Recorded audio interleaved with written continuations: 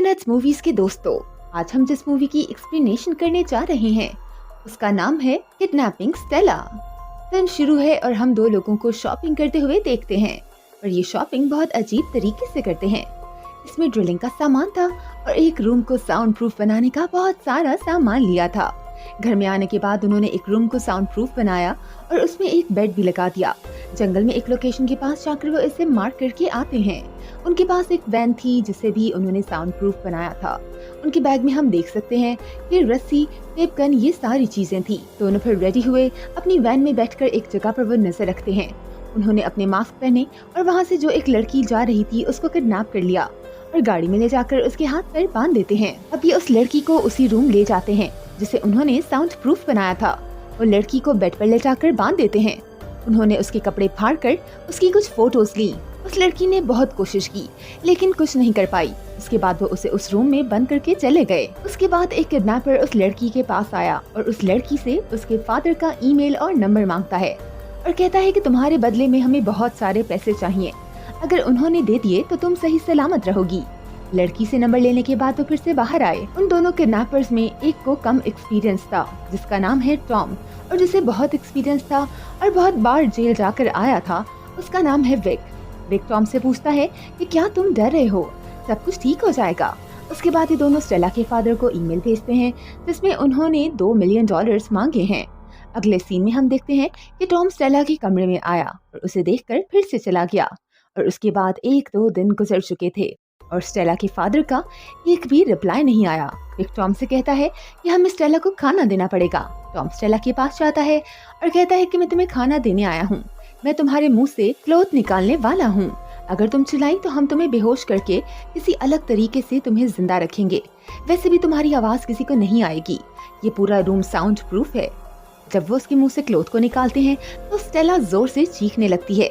Tom उसका मुंह बंद कर देता है और उससे कहता है कि हम 2 ही लोग हैं जो तुम्हारी मदद कर सकते हैं, इसलिए चिल्लाओ मत। इसके बाद टॉम उसे पानी पिलाता है और कहता है कि अगर तुम्हें टॉयलेट जाना हो तो हमें उंगली से 1 नंबर 2 नंबर से इशारा कर देना। स्टेला को जब टॉयलेट जाना था तो उसे इशारा कर देती है। ये सारी चीजें होने के बाद हम टॉम को थोड़ा परेशान देखते हैं। ये सारी चीजें विक को पता लग जाती हैं। वो टॉम से पूछता है कि तुम खाना क्यों नहीं खा रहे हो। टॉम ने उससे कहा कि मेरा मूड नहीं है। विक कहता है कि तुम्हें सही तरीके से अपना ख्याल रखना होगा वरना हम प्लान को अंजाम नहीं दे पाएंगे। टॉम फिर भी खाना देता है। विक जबरदस्ती उसके मुंह में खाना भर देता है और उससे कहता है कि हमारा प्लान बिल्कुल सही जा रहा है, फिर भी तुम डाउट कर रहे हो, तुम्हें लगता है कि प्लान फेल हो जाएगा, इसी वजह से तुम खाना नहीं खा रहे थे। मेरे साथ बोलो कि हम उसे करके ही रहेंगे। टॉम भी उससे रिपीट करता है। विक के रूम से बाहर निकालने के बाद वो स्टेला की पिक देखता है और सैड हो जाता है। उसकी तकलीफ उसे देखी नहीं जा रही थी। वो स्टेला से मिलने जाता है और स्टेला उससे कहती है कि उसको टॉयलेट जाना है तो प्लीज उसके हाथ खोल दे। टॉम स्टेला के हाथ खोल देता है और उसे गन पॉइंट में ले लेता है ताकि वो कुछ ना करे। स्टेला उसको दूसरी तरफ देखने को कहती है, वो उसके सामने ये सब नहीं कर सकती। टॉम दूसरी तरफ देखता है, तभी स्टेला ने बकेट लेकर जोर से टॉम के सर पर मारी जिससे उसकी गन नीचे गिर गई और स्टेला जल्दी से उस गन को उठा लेती है और कहती है कि मुझे जल्दी से रूम की चाबी दो। टॉम उसके पास आकर गन छीनने की कोशिश करता है पर स्टेला ने गन को शूट कर दिया है और वो उसका मास्क भी निकाल लेती है। वो टॉम को जानती थी, उसको देखकर हैरान रह जाती है। वो उससे पूछती है कि तुमने ये सब क्यों किया। टॉम कहता है कि तुमने मेरी जिंदगी बर्बाद कर दी, तुम यहाँ से चले क्यों नहीं जाती हो। और वो जल्दी से स्टेला पर झपटा मारकर उससे गन छीन लेता है और उसे बांध देता है। टॉम ने स्टेला से कहा कि ये तुम्हारी गलती है, तुमने मुझे अकेला छोड़ दिया था। टॉम ने उसे धमकी दी कि अगर विक को उसके बारे में पता चला तो वो हम दोनों को मार डालेगा। थोड़ी देर बाद विक वापस आ जाता है। अब तक स्टेला के फादर पैसे देने के लिए माने नहीं थे, इस वजह से अब विक के पास एक अलग प्लान था। वो टॉम से कहता है कि कल का दिन अलग होगा, उसके लिए हमें रेडी होना पड़ेगा। अगले दिन वो स्टेला के कमरे में जाता है और कैमरा लगा देता है और स्टेला से कहता है कि अब हम तुम्हारी फिगर कट करके उसकी फोटोज लेके तुम्हारे फादर को भेजेंगे, जिससे वो डर कर सारे पैसे हमें दे देंगे। स्टेला को जब ये पता चला तो वो बहुत डर जाती है और कैमरा में कहती है कि फादर मुझे पता है कि हम लोग बहुत लड़ते थे, बट प्लीज मुझे बचा ले, मैं प्रेग्नेंट हूँ। ये सुनने के बाद टॉम विक से कहता है कि वीडियो अच्छी बन गई है, इसका फिगर कट करने की अब हमें जरूरत नहीं है। अगले दिन वो दोनों स्टेला को खाना खिलाने आते हैं। विक स्टेला को खाना खिला रहा होता है तो वो कहती है मुझे उस दूसरे से खाना है विक उसकी बात नहीं मानता।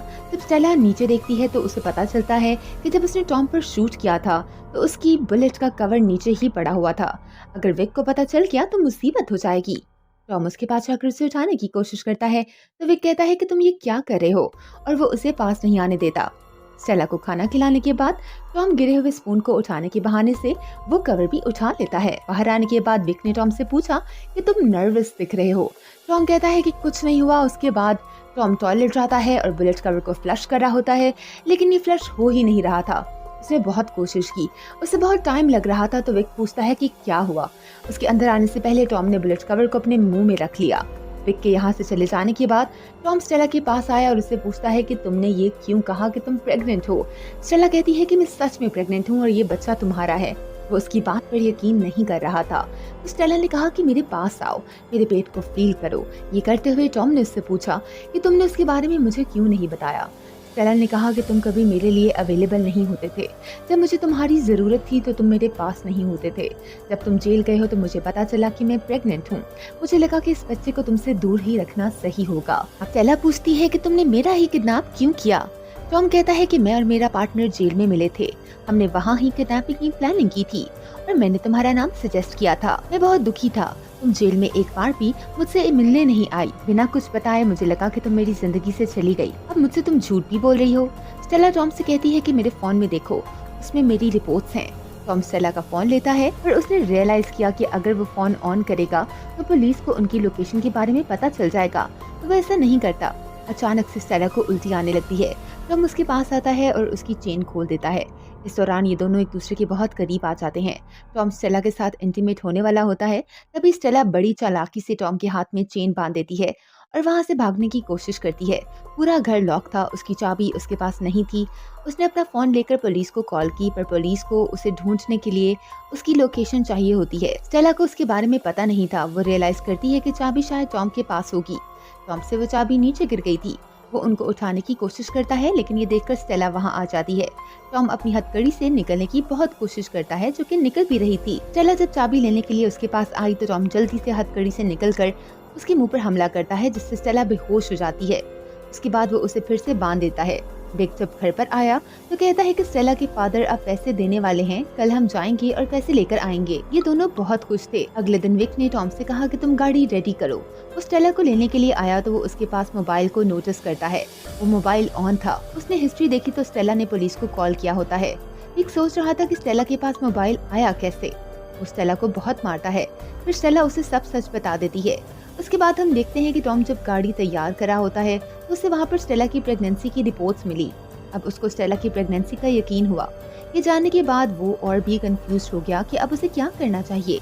विक कमरे से बाहर आने के बाद टॉम से पूछता है कि मुझे एक बात बताओ, तुमने उसे चूज क्यों किया था। टॉम कहता है कि वो अमीर थी, इसलिए मैंने सिर्फ तुम्हें उसकी पिक्चर दिखाई थी। चूज हम दोनों ने किया था। विक कहता है कि हमें एक दूसरे से सच बोलना चाहिए। विक को पता था कि अब वो टॉम पर ट्रस्ट नहीं कर सकता। उसके बाद वो दोनों स्टेला को गाड़ी में रख रहे होते हैं और एक लोकेशन पर लेकर आते हैं। नदी के पास एक घर पर उन्होंने उसे बंद कर दिया था। उनका प्लान था कि जब स्टेला को होश आएगा तो उसके पास एक चाबी होगी और वो अपने आप को खोलकर यहाँ से चली जाएगी। पर विक ने अब प्लान बदल दिया था। वो कहता है कि अब हमारे पास चाबी होगी और तुम मेरे साथ चल रहे हो। टॉम ये सुनकर परेशान हो जाता है, लेकिन विक को शक ना हो इसलिए उसके साथ चला जाता है। ये लोग जब उस लोकेशन पर आए तो वहाँ कोई नहीं था और आसपास कोई पैसे भी नहीं थे। टॉम ने कहा कि शायद हमें फ्रेम किया जा रहा है, फिर विक कहता है कि ऐसा कुछ नहीं है। मैंने पहली बार ही लोकेशन चेंज कर दी थी। मुझे तुम्हारे और स्टेला के बारे में सब कुछ पता चल गया है। तुम अगर मुझे पहले ही सब बता देते तो तुम बच जाते, और अब मैं स्टेला और उसके बच्चे को भी मार दूंगा और उसके जिम्मेदार तुम हो। विक टॉम को शूट करने ही वाला था, लेकिन टॉम ने उस पर हमला करके वहाँ से भागने की कोशिश की। विक ने उस पर गोली चलाई और वो जख्मी हो गया, फिर भी वो वहाँ से भाग जाता है। विक जो लोकेशन सिलेक्ट करता है वहाँ से वो पैसे ले लेता है। उसका प्लान कामयाब हो जाता है। रात में उस स्टेला को मार देगा। उस स्टेला के पास जाता है, उससे कहता है कि मैं तुम्हें एक दवाई दूंगा और तुम्हें कुछ महसूस नहीं होगा और आहिस्ता आहिस्ता मर जाओगी। विक उसे दवाई देने ही वाला था, पर इसी बीच टॉम पीछे से आकर उस पर हमला कर देता है। उस स्टेला को बचाने के लिए आया था। विक टॉम को गन पॉइंट पर ले लेता है और उसे एक गोली मार देता है। वो टॉम से कहता है कि तुमने सब बर्बाद कर दिया। वो उसे गोली मारने वाला था, तब स्टेला ने उसके पैर पर हमला करके उसको नीचे गिरा दिया। विक की गन टॉम ने उठा ली और विक को शूट करके उसे मार दिया।